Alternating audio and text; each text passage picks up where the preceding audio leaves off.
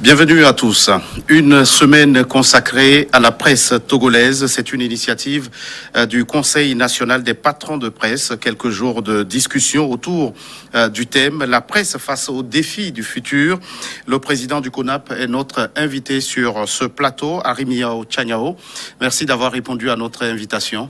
Merci à vous et bonjour aux téléspectateurs qui nous suivent en ce moment. Monsieur Tchaniao, cette année, on ne parle plus des journées portes ouvertes de la presse togolaise comme vous avez pris l'habitude de les organiser, mais plutôt de la semaine de la presse togolaise. Changement de terminologie ou fondamentalement quelque chose de nouveau est à noter? D'abord, il faut noter que quand nous avons pris la tête du Conseil national des patrons de presse, nous avons hérité d'une tradition que tout le monde connaît désormais au Togo, les journées portes ouvertes. L'héritage nous a laissé les 4 premières éditions des journées portes ouvertes qui ont été célébrées à la capitale Lomé. Et tiens, nous nous sommes dit, mais est-ce que le Togo tout entier se résumerait qu'à Lomé? Et là, nous avons pris l'engagement de porter le concept à la connaissance des populations de la profondeur de notre pays, ce qui nous a amené à oser et à réussir la délocalisation des 5e, 6e et 7e éditions des journées portes ouvertes à Sokoré pour le compte de la région centrale, à Kara pour le compte de la région de la Kara et à Dapaon pour le compte de la région des Savanes. Après les 7 éditions, le bureau du Conseil national des patrons de presse s'est réuni et a réfléchi et s'est dit, est-ce qu'il faut qu'on continue par porter à la connaissance des Togolais le même concept, à dire 8e édition des journées portes ouvertes jusqu'à X éditions? Est-ce que les journées portes ouvertes qui nous consacraient que 3 jours, est-ce que c'est suffisant pour qu'on parle de nous-mêmes? Et là, nous avons choisi de copier ce qui se fait un peu partout. Par exemple, nous avons suivi la célébration de la semaine de la presse au Cameroun à l'occasion d'un séminaire que nous avons eu l'occasion d'assister à Yaoundé. Et nous avons trouvé que le concept, il est bon. Il permet à la presse de se donner sur les 365 jours, ne serait-ce qu'une semaine. Une semaine. Pour parler d'elle, pour faire connaître tout ce qu'elle fait au public. Et c'est ce que nous avons adopté. Et voilà, depuis le 26 avril, nous avons lancé avec une conférence inaugurale et nous sommes actuellement dans la continuité de la célébration de cette semaine de la presse. Et concrètement, qu'y a-t-il dans l'agenda de cette semaine de la presse? Il y a eu beaucoup de choses. Vous allez constater que le 26, lorsque nous sommes allés au lancement officiel, il y a eu une conférence inaugurale qui a parlé du thème « La presse face aux défis du futur ». Et il y avait un engouement autour de cela. Aujourd'hui, à partir de 10h, quand je vais quitter ici, je serai à Agora Senghor pour un échange, une rencontre d'échange du bureau du Conseil national des patrons de presse avec les autres associations professionnelles du pays. On va échanger avec ceux que nous appelons les préposés de la communication dans les différentes institutions et sociétés de notre pays. Il s'agit pour nous d'échanger avec ces préposés, ces points focaux de la presse qui sont dans les ministères, qui sont dans les sociétés, parce que nous-mêmes, tout le temps, il nous arrive à dire que nous avons un accès difficile à l'information. Oui, on va parler de ça, mais avant, on va jeter un coup d'œil dans le rétroviseur. Plusieurs années de ces assises de la presse, qu'ont-elles permis de changer au sein de la corporation des moments d'autocritique, comme vous avez pris l'habitude de le dire? Est-ce qu'il y a eu un changement dans la corporation? Je crois que quand nous faisions les journées portes ouvertes, on n'a pas mis à aucun moment dans notre agenda de nous retrouver et de faire la rétrospection de ce que nous faisons, d'accepter ce que nous avons fait comme réussite et effectivement de reconnaître ce qui a été échec. Cette année, avec la semaine de la presse, nous avons mis ce volet dans notre agenda. Ce qui fait que, si vous le voulez, vous le permettez, demain, il y a une grande rencontre avec les organisations professionnelles, avec certains aînés que nous avons invités, le ministre de la Communication y sera, la HAC également a été invitée. Mais ce qui est particulier à cela, c'est que nous avons invité nos amis de l'Est, le patronat du Bénin, qui sera avec nous pour ce rendez-vous de partage d'expérience. Il s'agira pour nous de parler, par exemple, de comment notre HAC fonctionne, de parler, par exemple, de notre nouveau code et de dire les difficultés que nous avons au pays ici et de comprendre ce qui se fait au Bénin. Et cela nous permet quand même de partir avec quelque chose de très particulier. Vous savez que le nouveau code de la presse nous impose beaucoup de choses.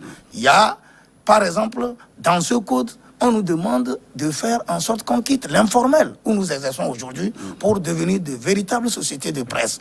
Est-ce que nous avons été déjà à cet apprentissage? Ce n'est pas aisé à quelqu'un qui travaille dans l'informel et qu'on lui dise d'un jour à l'autre que vous allez devenir une véritable société. Au Bénin, l'expérience existe déjà. Les gens sont des sociétés. Donc avec eux, on essaiera de puiser ce qu'ils ont pu faire, en créant la société, en la tenant, en la gérant jusqu'à ce qu'elle soit ce qu'elle est aujourd'hui. Donc, cette expérience également nous portera beaucoup plus et c'est ce que nous avons retenu pour faire un peu de spécial avec ce que nous faisons habituellement, par exemple.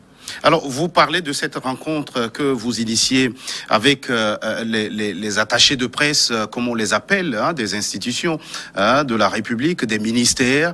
Alors, qu'y a-t-il de difficultés avec ces personnes? Est-ce qu'il y a un problème? Non, je ne dis pas qu'il y a un problème avec nos camarades, nos amis, puisque avant tout, la plupart sont des journalistes. Ce sont nos camarades de terrain qui se retrouvent là-bas. Avec eux, je crois que le chemin est beaucoup plus facile pour nous d'avoir accès aux informations, puisque tout le temps, nous en parlons. Les journalistes togolais se plaignent qu'il y a une rétention de l'information au niveau, par exemple, des ministères, au niveau de certaines sociétés, ce qui fait que les gens même se font des opinions sur des institutions de la République. C'est peut-être parce qu'il n'y a pas un canal ou il n'y a pas un creuset au sein duquel on peut passer à des échanges d'informations. Et donc, à l'issue de la rencontre de ce matin, nous allons mettre sur pied une plateforme média où vont figurer ou vont se retrouver les attachés de cabinet de presse, les conseillers en communication, les directeurs de communication, avec en synergie le bureau du CONAP et d'autres points focaux de la presse. Cela permet d'avoir un marché où l'échange sera très très aisé à faire. Alors, un sujet qui est aussi d'actualité, le dernier classement de Reporters sans frontières fait état d'une contre-performance du Togo en matière de liberté de la presse. Est-ce que cela vous préoccupe et vous comprenez pourquoi ce classement? Non, je crois que ce qui s'est passé avec le Togo, qui a perdu 4 points, c'est aisé à comprendre, tout le monde le comprend. Vous avez vu qu'à la fin de l'année 2020, l'atmosphère entre, par exemple, la HAC et beaucoup des nôtres n'a pas été ce que nous avons connu par le passé. Il y a eu des sanctions, il faut qu'on ait le courage de le reconnaître. Et Reporters sans frontières, c'est justement ce qui l'intéresse. Il y a eu même des suspensions. Quand vous prenez l'Indépendant Express qui, carrément, a été suspendu et on lui a retiré le récépissé. Quand vous regardez Alternative, qui aujourd'hui est sous le coup d'une suspension de 4 mois. Et donc, en plus de cela, il y a eu d'autres journaux qui ont connu des sanctions au niveau de la HAC. Tout ce menu réuni fait que Reporters sans frontières ne peut pas nous porter très haut. Mais je crois que le Togo a maintenu le cap. Au niveau de la sous-région, il était au classement 2020, il était 7e, il a maintenu. Il est resté 14e au plan continental. Ça veut dire que les efforts que les uns et les autres fournissent, nous, journalistes, et nos partenaires, le travail que nous abattons, ça veut dire que quelque part, il y a eu quelque chose qui a été reconnu et qui est retenu.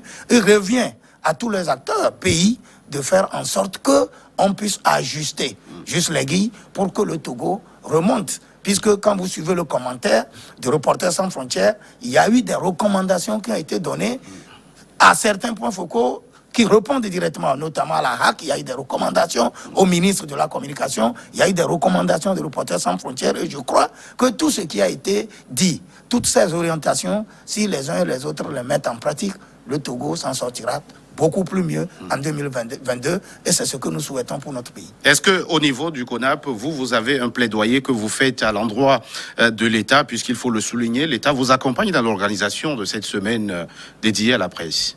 Non, les recommandations que nous faisons, je crois que chacun de nous aime le Togo. Quand chacun joue bien sa partition, quand la HAC fait bien son travail, quand les journalistes respectent l'éthique et la déontologie, donc ils sont des journalistes professionnels, nous ne pouvons qu'encourager. Il faut qu'à chaque niveau où chacun de nous se retrouve, qu'il fasse avec beaucoup de décence, avec beaucoup de professionnalisme son travail, et à ce prix, je crois que le Togo s'en sortira. Les recommandations, nous le faisons pour dire à chacun de faire son travail avec beaucoup de responsabilités. Mais ce que nous demandons, nous aussi, au CONAP, nous avons le courage de reconnaître qu'il arrive des fois que nous ne faisons pas bien notre travail. Ça, c'est difficile aux gens de l'accepter. Même quand les gens nous écoutent en train de le dire, ils vont dire, mais voilà, un président d'un patronat qui est en train. Mais je crois qu'il vaut mieux le dire, parce que quand vous regardez certains comportements de certains de nôtres, vous trouvez que ça n'a rien à voir avec le métier. Mais après tout, les populations, les gens qui nous observent, ils disent, ce sont des journalistes. Donc nous travaillons à ce que beaucoup plus le journaliste togolais reste dans la cage du professionnalisme. Et ce travail, nous le faisons au CONAP. Vous allez constater que nous passons tout le temps aux formations. Nous pensons tout le temps aux formations et nous l'avions quand même assumé. Nous l'avons fait. Nous avons plus de 7 ou 8 formations à notre actif quand nous sommes venus jusqu'aujourd'hui. Et vous verrez que dans la fièvre de cette semaine de la presse, nous avons négocié et obtenu, par exemple, avec l'ARMP, pour former les confrères sur les procédures de passation de marché et pour le travail citoyen que la presse doit faire. Quand on donnera des marchés à ceux qui ont sollicité, gagné des marchés, qu'est-ce que la presse peut faire pour suivre ces gens-là? Donc, le jeudi 6 et le vendredi 7, toute la presse est conviée toujours à Agora Senghor pour suivre cette formation-là. Puisque, tenez-vous bien, on nous dit que nous devons muter pour devenir des sociétés. Il peut arriver que demain, les sociétés que nous sommes, on soit contraints ou on soit amenés à postuler à des marchés publics. Il faut aller apprendre comment les dossiers se montent, comment est-ce que tout se passe là-bas pour aller avoir ces marchés-là. Donc, bref, il faut que chacun fasse bien son travail. C'est ce que nous souhaitons tout le temps. Il faut que chacun fasse bien son travail. La presse face aux défis du futur, c'est le thème sous lequel vous avez placé les discussions au cours de cette semaine dédiée à la presse. J'ai envie de savoir quels sont les défis que vous placez au cœur de vos préoccupations, M. Tchaniao. Chez nous, il y a beaucoup de défis. Vous savez, quand vous voyez le petit Togo, je le dis petit, nous avons par exemple avec les presses papier, on a plus de 400 titres, avec plus ou moins 50 qui paraissent plus ou moins régulièrement. Quand vous regardez aujourd'hui au niveau des presses en ligne, nous comptons une centaine. Et on a demandé entre-temps au niveau de la HAC que les gens se conforment. Il y a quand même 30 qui se sont déjà conformés. Quand vous regardez au niveau des télés comme chez vous ici, pour ce petit pays, on peut compter jusqu'à une dizaine. Reste à voir qu'aujourd'hui, on parle numérique. Au niveau des radios, chaque canton, chaque préfecture aujourd'hui au Togo a sa radio. Une radio. Et quand on parle de numérique avec les nouveaux médias qui naissent, ça veut dire que demain va être beaucoup plus compliqué pour nous, journalistes. Et c'est ce que nous sommes en train d'apprendre. Et c'est ce que nous sommes en train de voir comment, par exemple, moi, j'ai un journal papier, Nouvelle Opinion. Mais quand je regarde comment aujourd'hui j'ai de la peine avec les informations qui vont à la va-vite, avec les réseaux, avec les smartphones, je me suis contraint à créer un site pour avoir l'information à temps réel. Nous avons au niveau de notre pays une messagerie qui quasiment n'existe pas. On ne vend qu'à Lomé et comment? Il faut aller voir ce qu'on vend. Vous allez à Baguida, vous n'avez jamais de point de vente. Vous allez au niveau d'Adetikopé, il n'y a jamais de point de vente. Donc nous sommes en train de travailler à faire en sorte que demain, au niveau du Togo, qu'on ait par exemple une messagerie qui couvre tout le territoire. Celui qui est à Dapan, celui qui est à Saint-Cassé a besoin d'avoir l'information à temps réel. Autant de défis à relever. Monsieur Tchaniao, vous, patron de presse, êtes pointé du doigt parce qu'étant réticent à la signature et à l'application de la convention collective interprofessionnelle, n'auriez-vous pas, très concrètement, un sentiment de culpabilité face aux dérives imputables à certains confrères tenaillés par la précarité? Non. Au niveau du Conseil national des patrons de presse, je crois qu'on a pris cet aspect à bras le corps. Il loge au centre de nos préoccupations et ce qui fait que le 3 mai, qui consacre la journée internationale de la liberté de presse, nous, au niveau du CONAP, nous avons enfin décidé de passer à la signature de la convention collective avec le SYNGIT et l'UGIT avec lesquels nous sommes en train de travailler il y a 4 jours. Nous voulons le faire, mais à titre conservatoire.